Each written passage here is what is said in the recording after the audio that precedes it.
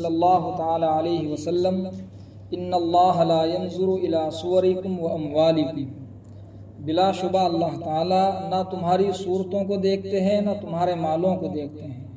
اللہ کی نظر ان چیزوں پر نہیں ہوتی ہے، کون شکل و صورت کے اعتبار سے کیسا ہے، کون کتنا مالدار ہے۔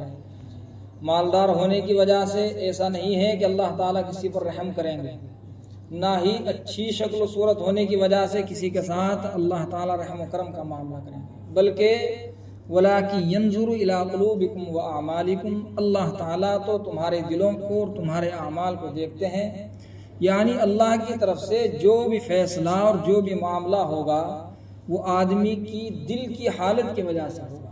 دل اگر اچھا ہے، دل میں کسی کی طرف سے حسد نہیں ہے، بغض نہیں ہے، کناہ نہیں ہے، کسی سے جلن نہیں ہے، کسی کو نقصان نہیں پہنچانا چاہتا، دل بہت صاف ستھرا ہے۔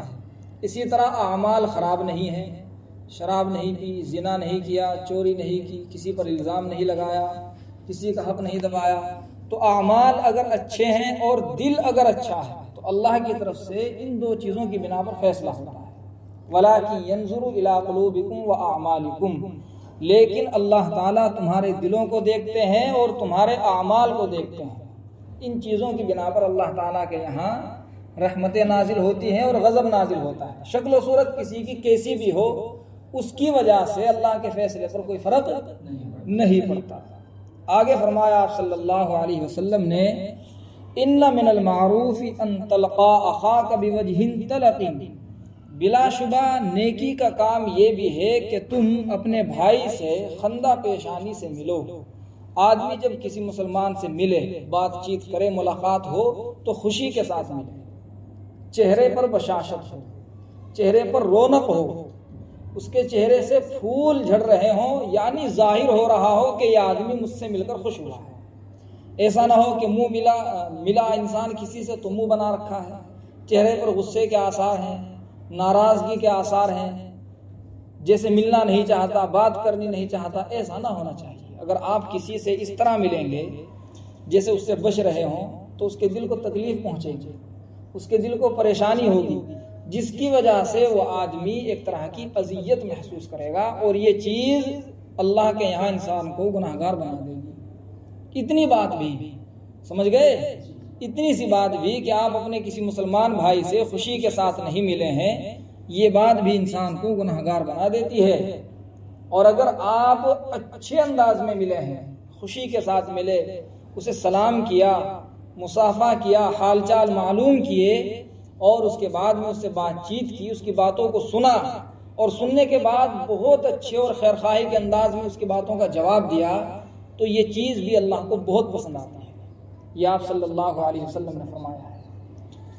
آگے ارشاد ہوتا ہے ان اول الناس باللہ تعالی من بدأہم بالسلام، کہ اللہ کے نزدیک بہت بڑا مقام و مرتبہ ان لوگوں کا ہے جو سلام کی شروعات کرتے ہیں۔ بعض لوگ ہوتے ہیں جو سلام کا انتظار کرتے ہیں کہ آنے والا انسان مجھ کو سلام کرے، یہ تکبر کی علامت ہے۔ ایسے انسان کے دل میں تکبر ہے۔ سلام تو اللہ کا نام ہے۔ کس کا نام ہے سلام؟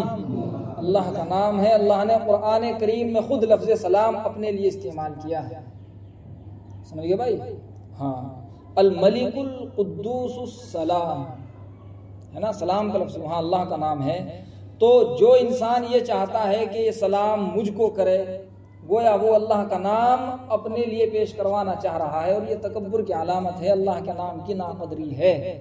حضرت تھانوی علیہ رحمہ فرماتے ہیں کہ جو آدمی یوں چاہے کہ مجھ کو سلام کیا جائے، اس کو سلام کرنا یہی ہے کہ اسے سلام نہ کرو، یہی اس کا سلام ہے۔ ایسے آدمی کو سلام کرنا اللہ کے نام کی بے ادبی اور بے حرمتی کرنا ہے، لہٰذا سلام میں شروعات کرنی چاہیے۔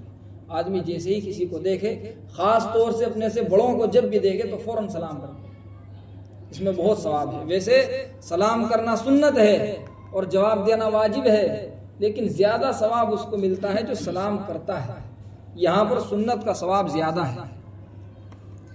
آگے رسول اکرم صلی اللہ علیہ وسلم ارشاد فرماتے ہیں ان الربا وان کثر فان عاقبته تصير الى كل، بلا شبہ سود اگرچہ وہ بڑھ بھی جائے لیکن اس کا انجام تباہی، بربادی اور خسارہ کمی ہی ہوگا۔ سود جو انسان سود لیتا ہے، لوگوں کو ادھار پیسے دے گا، اس کے بعد میں جب ان سے لے گا تو زیادہ کر کے لے گا. ایسے آدمی کے یہاں کچھ دنوں کے لیے تو مال بڑھتا ہوا نظر آئے گا، لیکن پھر اچانک وہ انسان ایسا گرتا جاتا ہے کہ اس کی کئی نسلیں فقر و فاقے کا شکار رہتی ہیں. کیا کا شکار رہتی ہیں؟ فقر و فاقے کا، تنگ دستی کا. اللہ تعالیٰ ان گھروں میں کھانے تک کی پریشانیاں پیدا کر دیتے ہیں، جن کی نسل میں کہیں 2-3 پیڑھیوں پہلے بھی کسی نے سود لیا تھا. سود انتہائی بری چیز ہے. اللہ تعالیٰ نے قرآن کریم میں اس کی بہت زیادہ برائیاں بیان کی ہیں سود کی، اور اللہ نے کہا جو لوگ سود نہیں چھوڑتے تو ان کو اللہ کی طرف سے اعلان جنگ ہے. سمجھ میں بات آ رہی ہے؟ دیکھو اللہ سے جنگ کون کر سکتا ہے؟ کوئی بھی نہیں کر سکتا. اللہ سے جنگ کی حامی بھرنا گویا اپنے آپ کو عذاب میں مبتلا کرنا. اللہ کا مقابلہ کون کر سکتا ہے؟ کسی بھی طرح ممکن نہیں ہے. بہرحال سود سے انسان کو بے حد بچنا چاہیے. اس کی بڑی قباحت ہے، یہ بڑی بربادی کی چیز ہے. جس گھر میں سود کا پیسہ ویسے بھی آ جاتا ہے، اگر وہ اچھا خاصا چلتا چلاتا گھر ہے تو وہ تباہ و برباد ہونا شروع ہو جاتا ہے. اس گھر کے لوگوں میں آپس میں اتحاد و اتفاق نہیں رہتا، ایک دوسرے کے دشمن بن جاتے ہیں. بے برکتی. اگر آپ سود کے پیسے لے کر کسی کاروبار میں لگائیں گے تو وہ کاروبار ہی آپ کو برباد کر دے گا. گھر میں لگائیں گے تو وہ گھر برباد کر دے گا. سمجھ رہے ہو؟ کھانے پینے میں لگائیں گے آپ تو آپ کے جسم میں بے شمار بیماریاں اور بڑی بڑی ہلاکتیں پیدا ہو جائیں گی. سود اسی لعنت کی چیز ہے. ٹھیک ہے بھائی؟ اللہ تعالیٰ نے اس کو حرام قرار دیا ہے. احل اللہ البیع وحرم الربا، کہ اللہ تعالیٰ نے صرف خرید و فروخت کو جائز رکھا، لینے بیچنے کو، ورنہ جو سود ہے اس کو اللہ نے حرام قرار دیا ہے. آگے ارشاد ہوتا ہے